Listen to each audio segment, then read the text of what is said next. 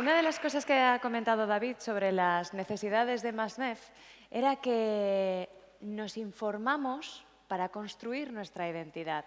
El próximo ponente, precisamente, es periodista, es historiador, es autor de varios libros, pero le hemos traído aquí por algo muy concreto, y es porque es una de esas personas que está demostrando que los centros de influencia de los medios están desplazándose hacia personas concretas y que nos estamos informando de manera distinta, ¿vale? Es curioso porque justo ayer tuvimos un taller en el que estaban El Periódico, estaba Expansión, estaba El Confidencial y en el público estaban La Vanguardia, El Nacional, un montón de medios, hablando de SEO, de posicionarse y de Google News. Y hoy queríamos contrarrestar ese discurso trayendo a alguien que ha demostrado que se puede crear información, que se puede crear actualidad e interpretarla desde el podcast. Por favor, un gran aplauso a Fernando Díaz Villanueva. Venga, a repartir. Vamos a ver.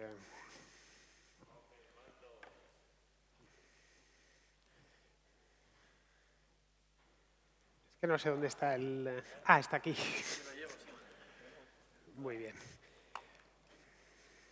Muy buenos días. Bueno, ya me han presentado y agradezco mucho a Patricia su presentación.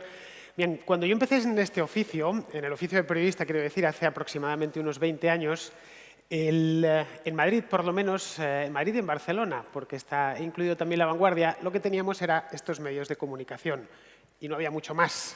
Como podéis ver, tenemos 4 cadenas de radio, 4 o 5 cabeceras de periódico y 4 televisiones. Teníamos televisiones públicas, como podían ser pues, el monstruito de Radio Televisión Española y sus monstruitos asociados de las autonómicas. Teníamos luego 2 grandes cadenas privadas, Telecinco y Antena 3. Y bueno, las cadenas de radio que siguen existiendo, como la cadena SER o la cadena COPE. Bien, en fin, marcas que creo que todos conocemos. Y eso era lo que había. Si uno quería dedicarse a este oficio, tenía que pasar por las sorcas caudinas de estos caballeros. No te quedaba otra. Podías, eso sí, trabajar quizá en una revista especializada, había un montón de ellas, de todo tipo, desde para los aficionados al golf, al motociclismo, pero eran revistas especializadas con tiradas mucho menores y en la que además tenías que ser pues, poco menos que un experto en ese tema.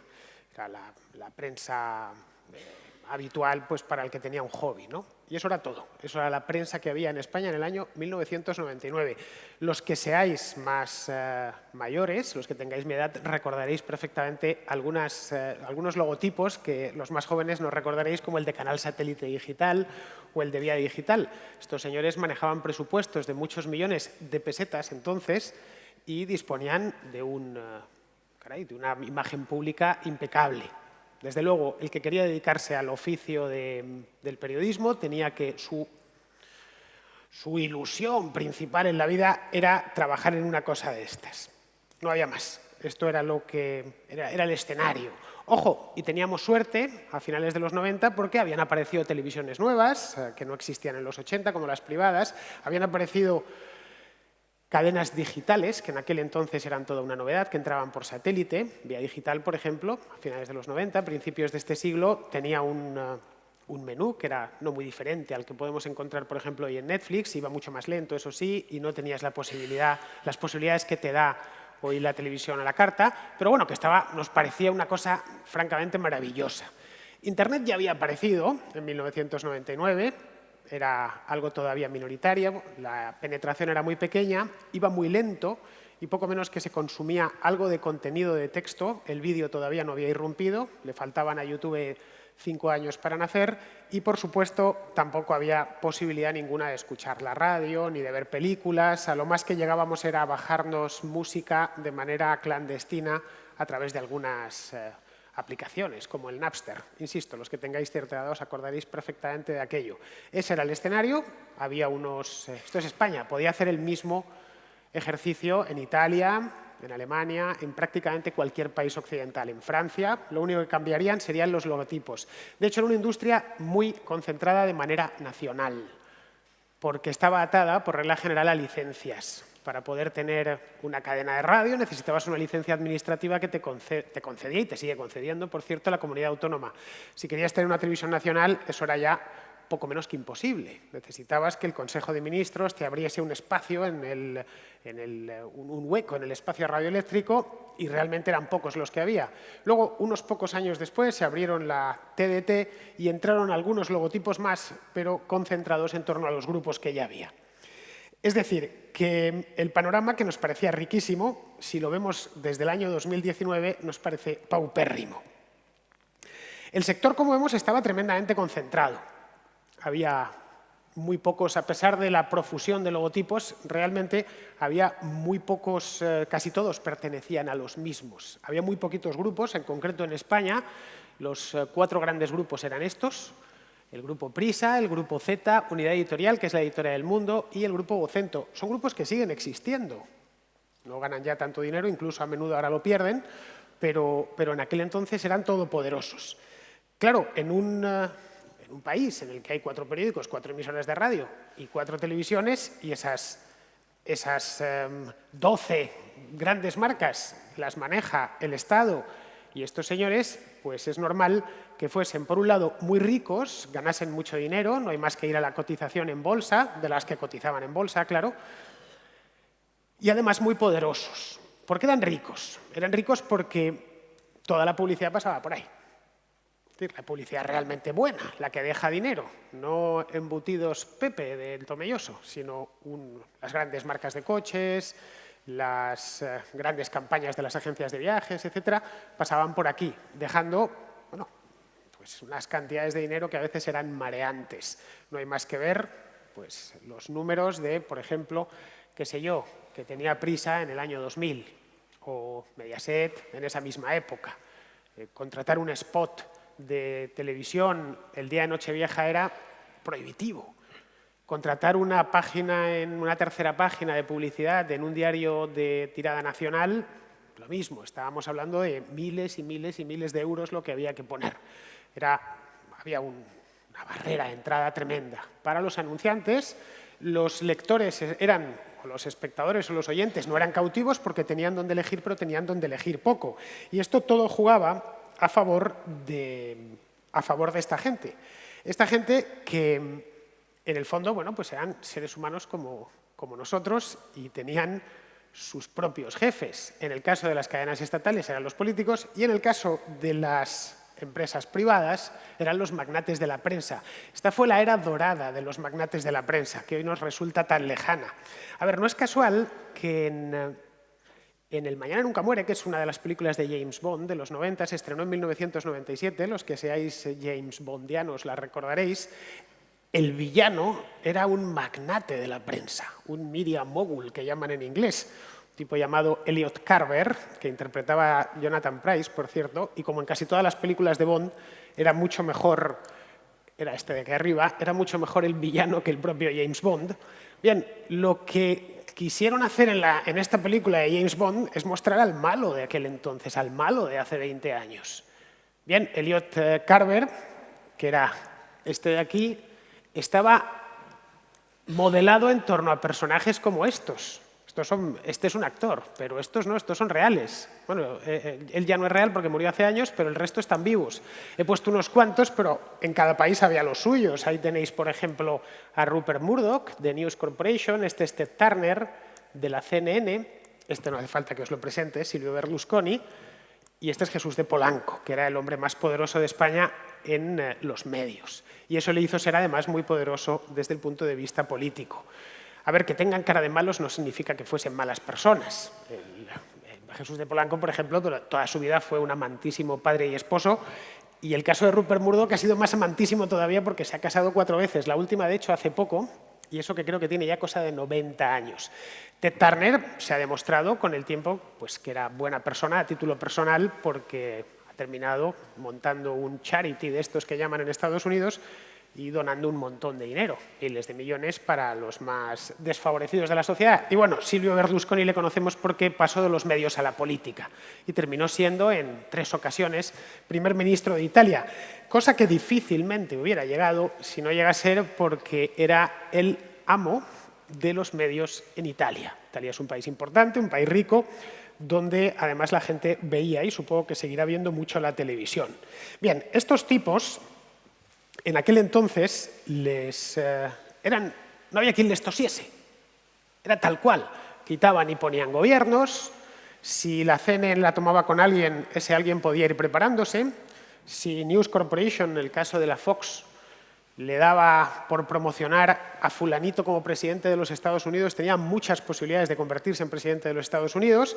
En el caso de España, con Jesús de Polanco, pues su existencia física frente a Prisa y gobiernos como el de Felipe González estuvieron íntimamente unidos. Es decir, era el grupo mediático que apoyaba al partido en el poder. De hecho, cuando Aznar llegó en el 96, trató de construirse, sin éxito, un grupo mediático que le favoreciese con su propio magnate mediático. En este caso, Aznar, a quien eligió, fue a un antiguo compañero suyo de clase, pero le salió rana. Era Villalonga, el de Telefónica, que no tenía madera de magnate de los medios. Es decir, que nadie hubiese dicho hace 20 años que nos íbamos a encontrar en esta situación. Es decir, que este paraíso de los editores, en el que vivíamos en el año 2000 aproximadamente, bueno, en general en todos los años 90, se había juntado todo, la tecnología, para hacerlo más fácil, se viniese abajo de manera tan estrepitosa. Porque el hecho es que se ha venido de una manera estrepitosa hasta el extremo que hoy muchos de estos, si tuvieran que empezar de cero, no se hubiesen metido en el negocio de los medios de comunicación. Hoy, el villano del Mañana nunca muere, Elliot Carver, nos daría más pena que miedo. Pensaríamos, bueno, pobrecito, no hace más que perder dinero, tiene que estar despidiendo gente, cerrando cabeceras, los presidentes y los ministros no le cogerían el teléfono, no podría amenazar a James Bond, ni fingir su muerte. Es decir, habría visto cómo servicios inimaginables hace solo, no de 20, hace solo 15 años, serían los que dominan hoy el mercado mediático. Es decir, son servicios que en muchos casos tienen nombre impronunciable. Qué sé yo, por ejemplo, Tumblr, no hay manera de pronunciarlo humanamente, pero el resto también. Prácticamente todos, creo, bueno, aquí, como sois del ramo, los conoceréis, por supuesto. Y hoy lo que nos encontramos es que el primer periódico del mundo es este, la primera radio del mundo es esta de aquí. Bueno, en España tenemos a esta iVox es española, de Barcelona, por cierto.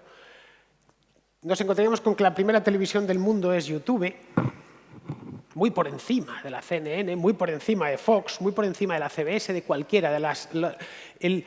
La cantidad de visionados que pueda tener YouTube a diario es muchísimo mayor de la que pudo tener la CNN, lo que ha tenido la CNN a lo largo de toda su historia. Y estoy hablando de solo a diario, y además con muchísima más variedad de programación. Naturalmente siguen existiendo los medios tradicionales.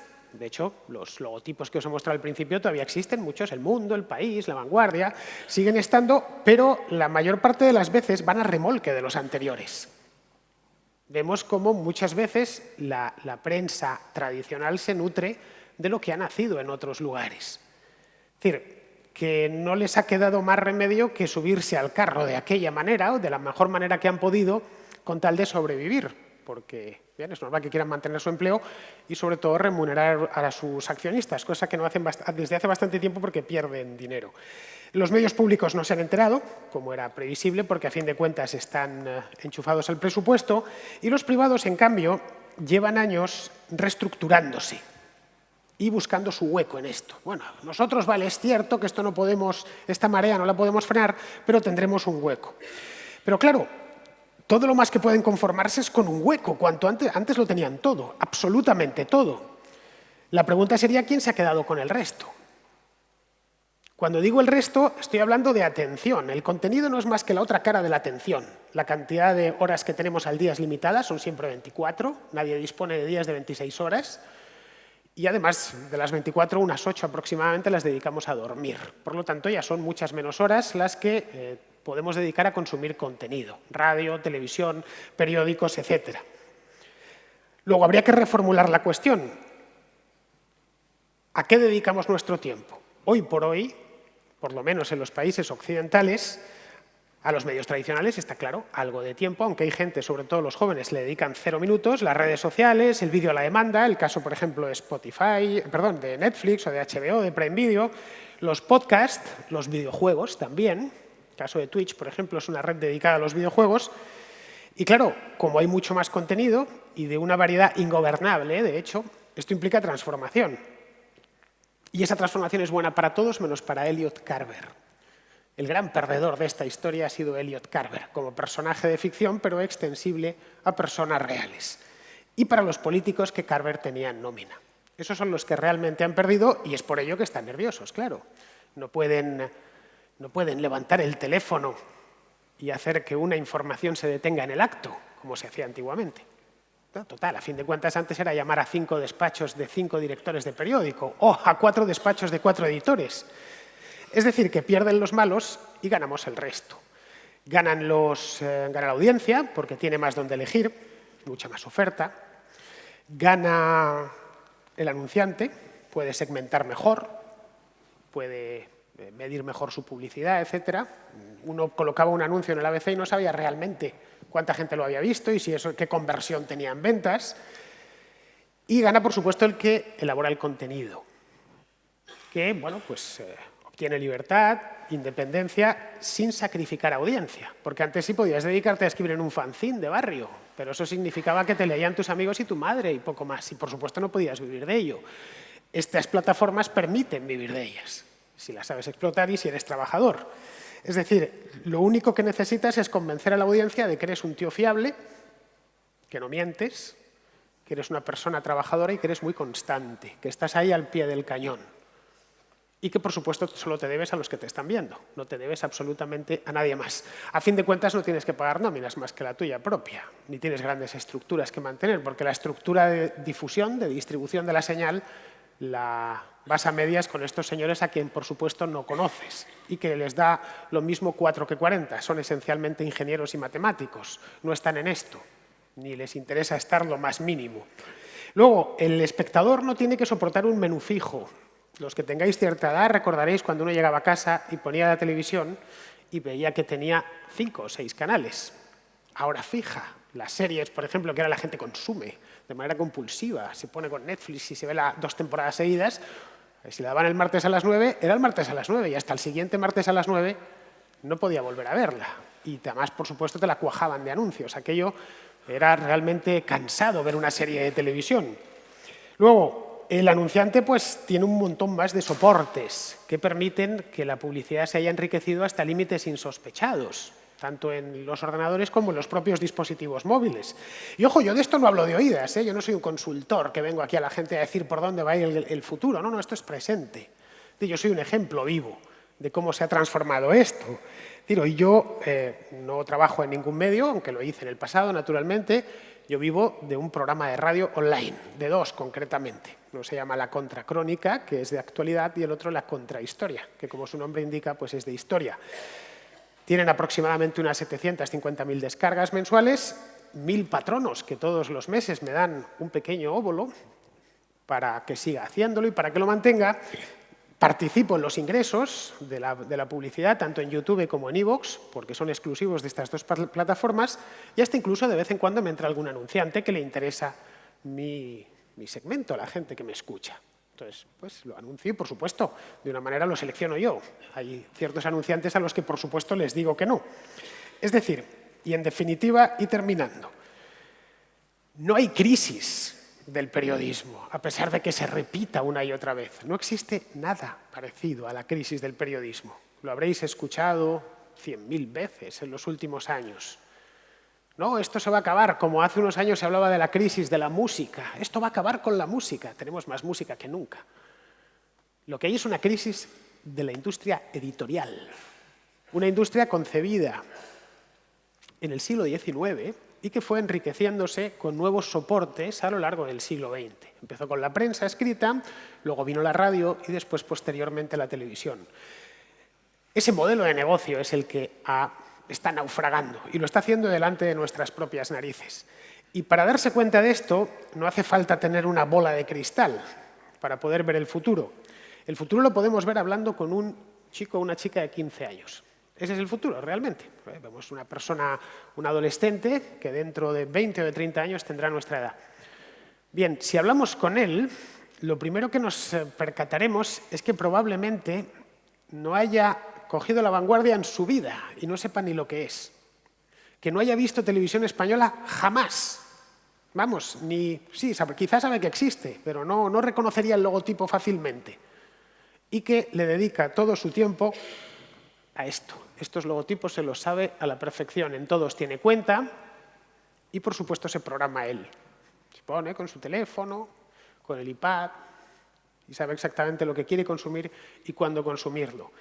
Y ese chico de 15 años, dentro de otros 15, este año 2035, pues ya tendrá 30, ya será un adulto, trabajará y demás. Ese es el futuro. Y lo tenemos presente, lo tenemos en la calle, en casa, si es que tenemos hijos de esa edad. Y eso yo creo que es irrebatible. Aquí no estamos haciendo proyecciones de futuro fantasiosas. Esto va a ser así porque lo creo yo. Esto va a ser así porque ya es así. Muchas gracias.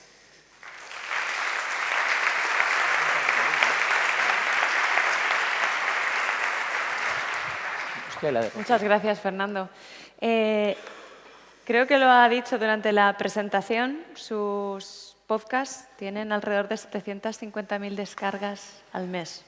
O sea, que parece un número baladí, pero son 750.000 personas que oyen cada día a Fernando. Es muy interesante porque él carga los audios por la noche y somos muchos los que por la mañana nos levantamos escuchándole, analizando un tema de actualidad que puede ser tanto de España como de cualquier país, América Latina, de Estados Unidos, del Brexit. Y es muy interesante porque alguna vez he compartido alguno de tus podcasts en Twitter y he descubierto a muchos amigos y muchos seguidores en Twitter que también te escuchaban, ¿no? Es, por ejemplo, el caso de Sergio Redondo, que le dije, no, si yo le escucho cada día, y me dijo, no, si yo también. Bueno, claro, es una cosa descentralizada. Luego los nuevos medios tienen otra ventaja, que en nuestro caso, que hablamos un idioma que es universal y que se habla en 20 y tantos países y lo hablan 500 millones de personas, te permite tener oyentes en los lugares más insospechados. En el año, qué sé yo, 1990, tú eras una estrella de la cadena SER y era conocidísimo, llenabas los teatros, te conocían en toda España, ibas por ahí y te iban aplaudiendo, pero tú cruzabas el Atlántico y nadie sabía quién eras. Ya está, no, porque no llegaba hasta ahí la señal, porque no disponías de las licencias para emitir en México o en Ecuador o en Argentina. En cambio hoy, al Rubius, que es el youtuber famosísimo que conoceréis, no hay chaval hispanohablante de los 8 a los 14 años que no sepa quién es. Es decir, ha conseguido tiene una audiencia mundial. Esto era algo también impensable, porque no necesitas licencias para emitir. Entonces tengo una parte considerable de la audiencia, un tercio aproximadamente en América, y en los lugares más sospechados. Joder, en lugares perdidos del Perú, de tal, siempre hay gente interesada en mi tipo de contenido, ¿no? Y como es de nicho y va a la carta, a lo que yo quiero exactamente esto, y lo va a buscar, y esta revolución es mundial.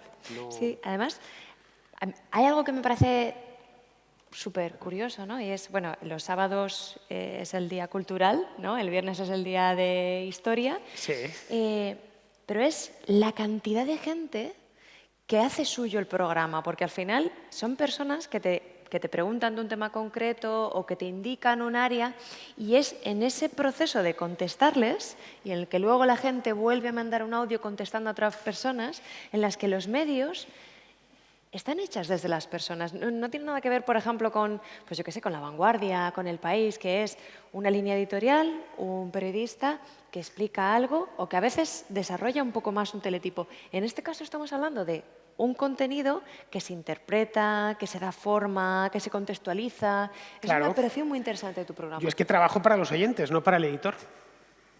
Mis jefes son ellos. Les tengo, por ejemplo, a veces me equivoco, porque soy un humano y me equivoco. Y si me equivoco y un oyente me lo dice, por supuesto paso su llamada corrigiéndome y pido perdón. Me equivoqué, hice mal el cálculo y bien, no pasa nada. Esto algunos me han dicho, es la primera vez en la vida que veo a un periodista pedir perdón. Pues sí, hay que pedir perdón porque a veces se te traba la lengua y te equivocas o simplemente haces un análisis que no era el bueno y a la vuelta de un año te das cuenta y dices, pues no, yo estaba equivocado. Es una cura de humildad.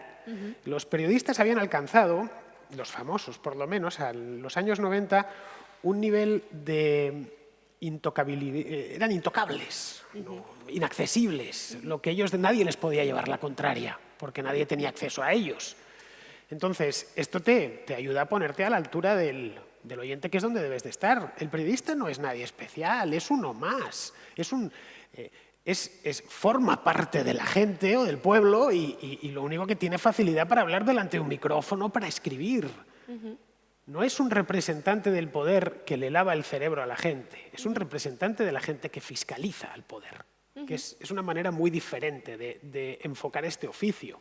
Yo formo parte de lo que es, bueno, pues en este caso, los españoles. Y mi obligación es fiscalizar a los que mandan, no hay más. No formo parte de la casta dirigente y mi obligación es lavar el cerebro a los que están debajo. Sí, estar al servicio de la comunidad, de alguna manera. Formar parte de la comunidad, claro. No hay ninguna... De hecho, la audiencia es bastante más lista que tú y sabe muchísimo, bastante más de lo que se suele pensar. Por eso me sorprende los desprecios con los que normalmente se le trataba. Estos son borregos que están aquí para que, bueno, nosotros los pastoreemos. Y esto se ha acabado también. Es decir, que ha devuelto el poder a la propia audiencia. Luego hay algo también interesante y es cómo te preparas cada podcast, porque se nota que has descargado un montón de informes de la Unión Europea, has buscado en instituciones privadas informes, report, datos, ¿sabes? Como que cada programa, esos 30 minutos de podcast, tienen varias horas de investigación detrás para contextualizar. Un día entero. Sí, yo lo contrasto todo. Yo si tengo una más mínima duda, voy a mirarla. Todo dato tiene que venir respaldado. Si no le encuentro el respaldo, ojo, y si el dato no lo tengo y tengo que especular, pues no me queda otra, lo aviso. Ojo, estoy especulando, no me lo toméis al pie de la letra. Pero esto de hablar por hablar, tal, lo que pasa es que yo no tengo una agenda política detrás, ni tampoco una agenda económica, no tengo esa servidumbre, y eso me da esa libertad, ¿no? Yo no tengo que vender la agenda de nadie. Sí, esto es como algo que comentamos ayer. Para los que conozcáis VisualPolitik, que son unos youtubers que hablan de política y hacen vídeos analizando un contexto, también investigan mucho. Y ellos, cuando tuvimos que entrevistarles para un proyecto, lo que nos decían precisamente era que si algo valoraban de su trabajo, como podcast independientes, como es tu caso, es que puedes hablar de lo que sea sin nadie detrás que te vaya a coartar la libertad de expresión.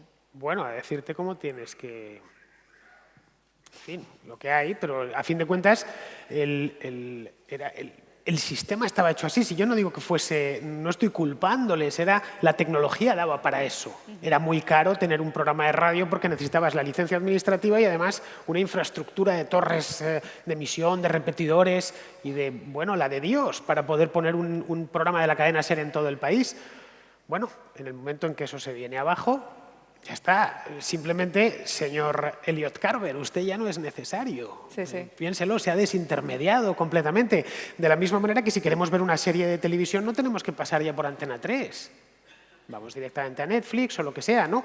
Y nos la vemos entera, por supuesto. Es decir, ha habido lo que ha hecho la historia, si miramos la historia económica de los últimos 2000 años, me iría mucho más atrás, es la historia de ahorrarse pasos. Es la desintermediación sistemática. La cuestión es cómo hacer más por menos. Y entonces muchas veces, aparte de quitarte cosas, bien, pues esto no es más que eso, es desintermediar. Ojo, al tipo que manejaba esto pues le molesta, a título individual. Y por supuesto al político le molesta más porque no puede controlarlo directamente. De ahí pues que ahora estén con la historia esta, no, fake news, esto no sé qué, no sé cuántos, pero que no van a poderlo parar, es imposible. Bueno, pues Fernando, seguiremos escuchándote y os animo también a vosotros a que empecéis a escucharlo. Un aplauso, por favor. Venga.